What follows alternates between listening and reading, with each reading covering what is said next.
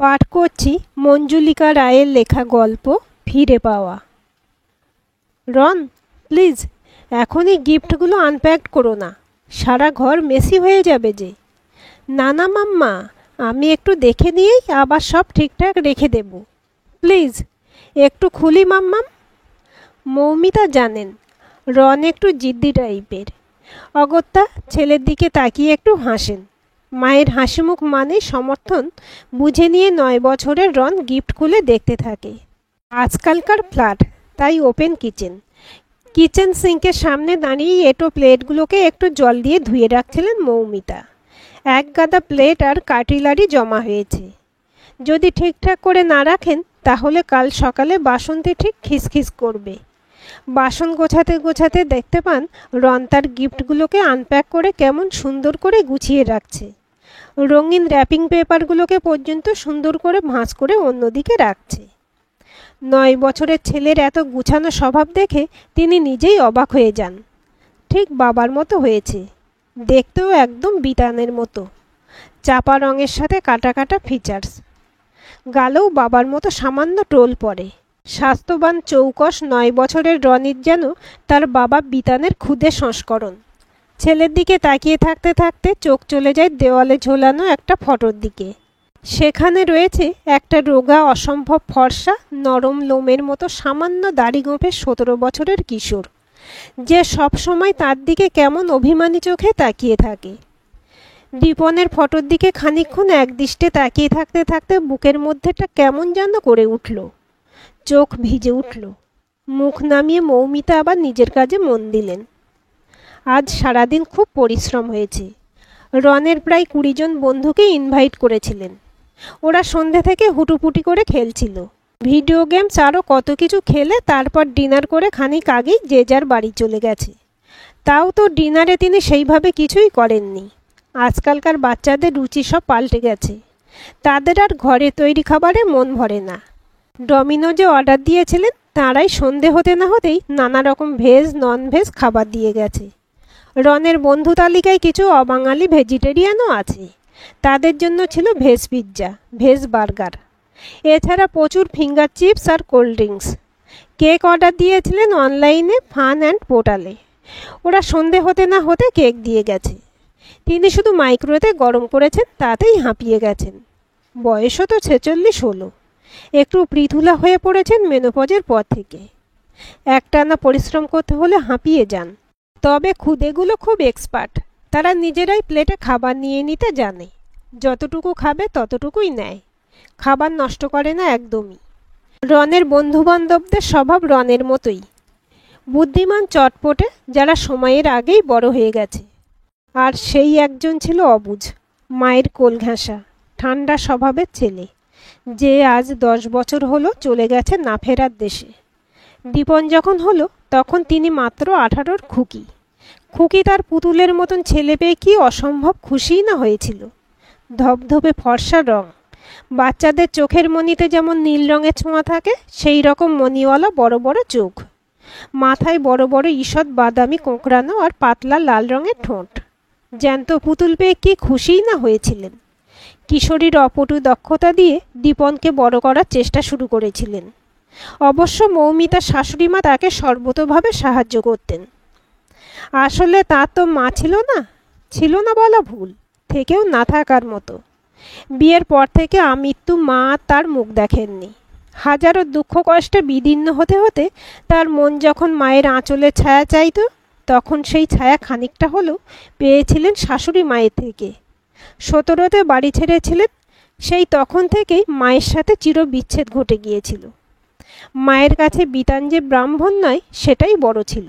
মৌমিতার বাপের বাড়ির লোকেরা ছাড়া যে কেউ স্বীকার করত বিতানের মতো সচ্চরিত্র অনুভূতি সম্পন্ন পুরুষ মানুষ খুব কমই দেখা যায়।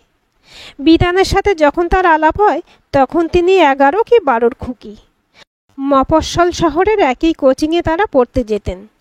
কোচিংয়ে অন্য ছেলেরা যখন বদমাইশি করে তার পোশাকে চুইংগাম আটকে দিত কি তার খাতায় উল্টোপাল্টা লিখে দিত, তখন বিতানই তো এগিয়ে এসেছিল তার রক্ষাকর্তা হয়ে। বিতানি তাকে সেই বয়সে সাইকেলে চড়া শিখিয়েছিল।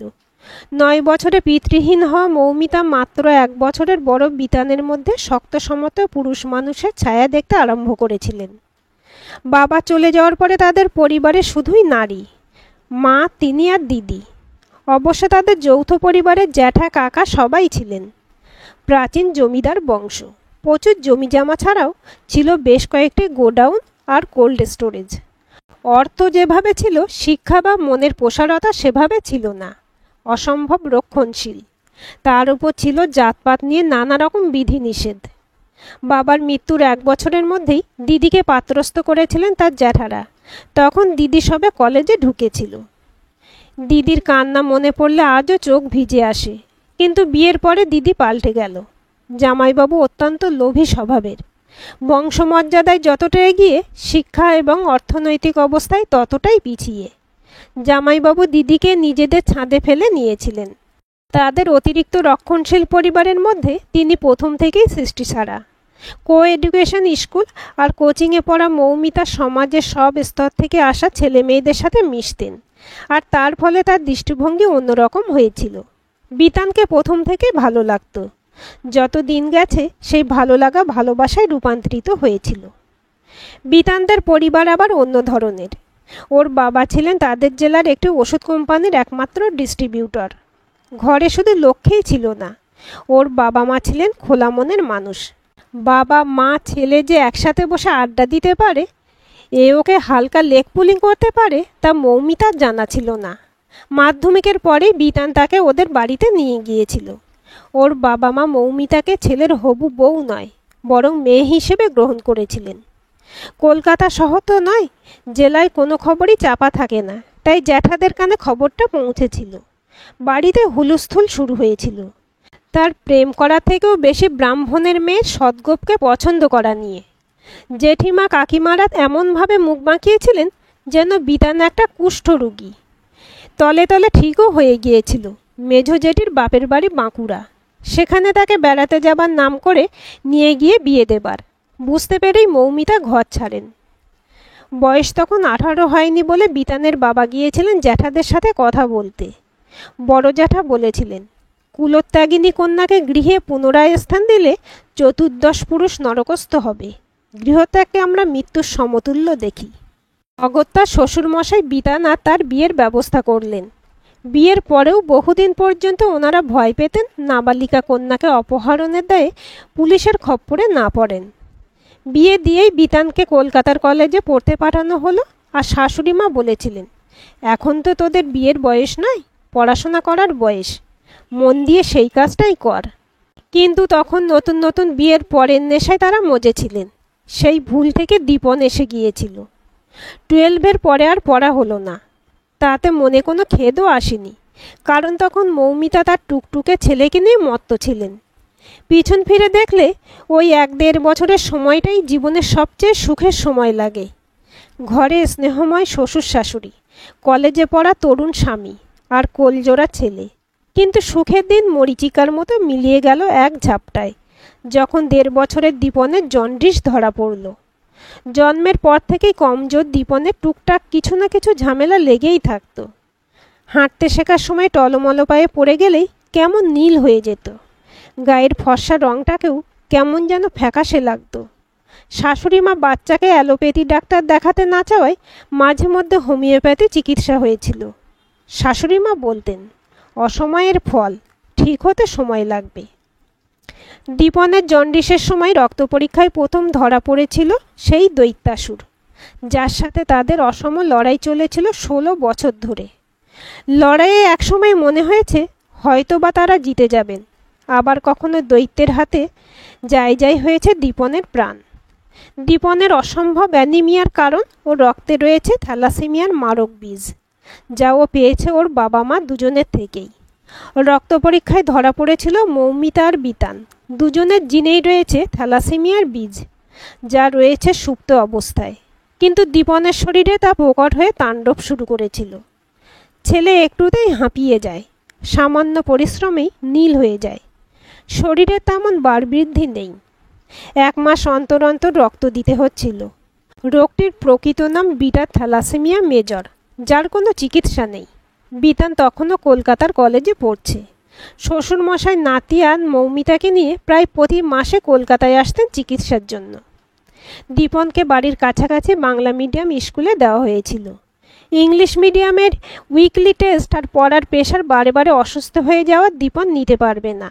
দীপনকে ওর বয়সী বাচ্চারা খেলায় নেয় না, কারণ ও ওদের সাথে তাল মিলিয়ে খেলতে পারে না। বাদ পড়ে সে মায়ের কাছে কাঁদে আর বলে, মা, আমার একটা ভাই কিনে দেবে? আমি শুধু ভাইয়ের সাথেই খেলবো। মৌমিতা শুনেই শিউরে ওঠে। কিছুতেই আর একটা বাচ্চাকে দীপনের মতো কষ্ট পেতে তিনি দিতে পারবেন না। দীপনের 4 বছর বয়সে ওর দাদু মারা গেলেন। বিতান সবসময় ব্যবসা সামলে সাথে যেতে পারতেন না। মৌমিতা একাই তখন ছেলেকে নিয়ে যেতেন। এইভাবে লড়াই চালাতে চালাতে দীপন মাধ্যমিকের গণ্ডি পাশ করল। দীপনের 11-এ অ্যাডমিশনের পর মৌমিতারা বুঝতে পারছিলেন লড়াইয়ে তারা আস্তে আস্তে হাঁটতে আরম্ভ করেছেন। বারে বারে রক্ত দেবার ফলে দীপনের রক্তে আয়রনের মাত্রা অস্বাভাবিকভাবে অনেক গুণ বেশি। এই অতিরিক্ত আয়রন ও লিভার, প্যাঙ্ক্রিয়াস, থাইরয়েড সব কিছুর অসম্ভব ক্ষতি করছে। শেষে ডায়াবেটিস ধরা পড়ল। ডাক্তারেরা বারে বারে সাবধান করে দিয়েছিলেন এই অতিরিক্ত আয়রন ডিপোজিশনের ফলে ওর হার্ট অ্যাটাক না হয়ে যায়। শেষের দিকে দীপনও বুঝতে পেরেছিল। একদিন মৌমিতাকে বলেও ছিল, সবাই থাকবে, তুমি, বাপি, ঠাম্মা, শুধু আমাকেই কেন চলে যেতে হবে মা? সামনে ওকে মৃদু বকলেও মৌমিতা বাথরুমে গিয়ে কল চালিয়ে হাউমাউ করে কেঁদেছিলেন। দীপন চলে গেল 12-এ ওঠার পরে। জন্মের পর থেকে যে ছেলে মায়ের আঁচল ছাড়া অন্য কিছু চিনত না, সে কিভাবে একা একা কোনো অজানা জগতের উদ্দেশ্যে যাত্রা করেছে ভেবে মৌমিতার দম বন্ধ হয়ে এসেছিল। তিনি এক ফোঁটাও কাঁদেননি। সারা দিন দেওয়ালের দিকে ফিরে বিছানায় শুয়ে থাকতেন। কারোর সাথে কথা বলতেন না, স্নান, খাওয়া দাওয়া কিছুই করতেন না। শুধু শূন্য দৃষ্টিতে ফ্যাল ফ্যাল করে দেওয়ালের দিকে তাকিয়ে থাকতেন। বিতান বরং ছেলে হয়েও চিৎকার করে কাঁদত। ওর মা তখন ওকে অনেক করে শান্ত করেছিলেন। দীপনের চলে যাওয়া 3 মাস পরে আবার আসলো একটা বিশাল ধাক্কা। বাইকে করে যাচ্ছিলেন বিতান।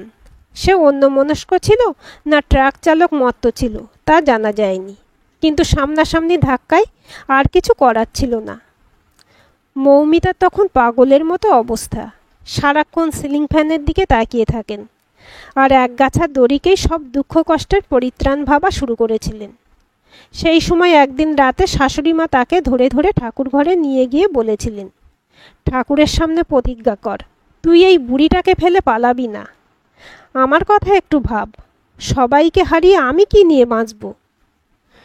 মৌমিতার চেতনা ফিরে আসে। সত্যিই তো, তিনি একাই স্বামীপুত্র হারাননি, এই বৃদ্ধাও হারিয়েছেন। তিনি নিজের দুঃখ নিয়েই পাগল হয়ে গিয়েছিলেন। এখন শাশুড়ি মার জন্য বুকটা টন টন করে ওঠে। ধীরে ধীরে তিনি স্বাভাবিক হওয়ার চেষ্টা করতে থাকেন। মৌমিতা সবচেয়ে অবাক হয়েছিলেন তার শাশুড়ি মায়ের ক্ষমতা দেখে। জগদ্ধাত্রীর মতো 10 হাত দিয়ে তাকে সামলাচ্ছেন, আবার একজন অল্প শিক্ষিত গৃহবধূ হয়ে ব্যবসার হাল ধরেছেন। ব্যবসার যত টাকা এদিক ওদিক ছড়িয়েছিল সব গুছিয়ে তুলে নিলেন। তারপর তাকে বললেন, এই জায়গায় আর নয়, নতুন জায়গায় গিয়ে আমাদের নতুন করে বাঁচতে হবে। এই বাড়িতে থাকলে ওদের স্মৃতি আমাদের ভয়ঙ্কর কষ্ট দেবে। চল, আমরা কলকাতায় গিয়ে থাকি। চালু ব্যবসা বেশ ভালো দামে বেচে দিলেন। ঘর বাড়ির সমস্ত স্থাবর সম্পত্তি বেচে দিয়ে কলকাতায় বাইপাসের ধারে এত বড় ফ্ল্যাটটা কিনলেন। আবার ইন্ডাস্ট্রিয়াল হাবেও জায়গা নিলেন। শাশুড়ি মায়ের ভাইদের লেদার আইটেমের ব্যবসা, উনিও সেটাই করবেন বলে ঠিক করলেন। কলকাতায় আসার কিছুদিন পরে উনি মৌমিতাকে বললেন, তুই কি জানিস দীপন চলে যাবার পরে বিতান স্পার্ম ব্যাংকে ওর স্পার্ম জমা রেখেছিল? তোকে বলতে সময় পায়নি, কিন্তু আমায় বলেছিল ওর ইচ্ছা দীপনের ভাই বা বোন কেউ এই পৃথিবীতে আসুক। বিতানের শেষ ইচ্ছে পূর্ণ করার জন্য কলকাতায় এসেছি। মৌমিতা অবাক হয়ে বলেছিল, তোমার কি মাথা খারাপ হয়ে গেছে? আমার বয়স প্রায় 36 হতে চলল, তার উপর বিধবা, লোকে কি বলবে? শাশুড়ি মা বলেছিলেন, আজকালকার দিনে 36 বছর কোনো বয়সই নয়। এখানে আমাদের কেউ চেনে না, আর লোকে কি ভাববে তার চেয়ে আমার কাছে বিতানের শেষ ইচ্ছের দাম অনেক বেশি। মৌমিতাকে শেষ পর্যন্ত রাজি হতেই হয়েছিল শাশুড়ি মায়ের মুখ চেয়ে। তবু তিনি দীপনের প্রসঙ্গ তুলে বাধা দেবার চেষ্টা চালিয়েছিলেন। ওনার যুক্তি ছিল, আবার একটা অসুস্থ বাচ্চাকে এই পৃথিবীতে এনে তিনি আর কষ্ট দিতে পারবেন না। শাশুড়িমা বলতেন, বিতান নাকি খোঁজখবর নিয়েই পরিকল্পনা করেছিল। টেস্ট টিউব পর্বেই নাকি নির্ধারণ করা যায় ভ্রূণটি সুস্থ কিনা। সুস্থ হলে তবেই মানব শরীরে তা প্রতিস্থাপিত করা হয়। 9 মাস বিছানায় শুয়ে কাটাতে হয়েছিল, আর তারপরে রনিতের জন্ম। আজকাল মৌমিতার মনে হয় জীবন যেন একটা বহতা নদী। তার একুল যদি ভেঙে যায়, তবে অন্য কুল ফুলে ফলে সজ্জিত হয়ে নতুন করে গড়ে ওঠে। সুস্থ সবল রনিতকে পেয়ে তার সব হারানোর বেদনা অনেকটাই প্রশমিত হয়েছে। জীবন তার থেকে ছিনিয়ে নিয়েছে বিতান আর দীপনকে, কিন্তু তার বদলে দিয়েছে গর্ভধারিণীর চেয়েও আপন তার শাশুড়ি মাকে আর রনিত। সে তো 7 রাজার ধন 1 মানিক। হারিয়ে যারা গেছে তারাও পুরোপুরি হারায়নি। তার আর শাশুড়ি মায়ের স্মৃতির মধ্যে তারাও বেঁচে আছে। আজকের গল্পটি কেমন লাগলো কমেন্ট করে জানাবেন। ভালো লাগলে লাইক, হাইপ, শেয়ার করবেন। আর চ্যানেলটি সাবস্ক্রাইব করে বেল আইকনটি ক্লিক করে রাখতে ভুলবেন না।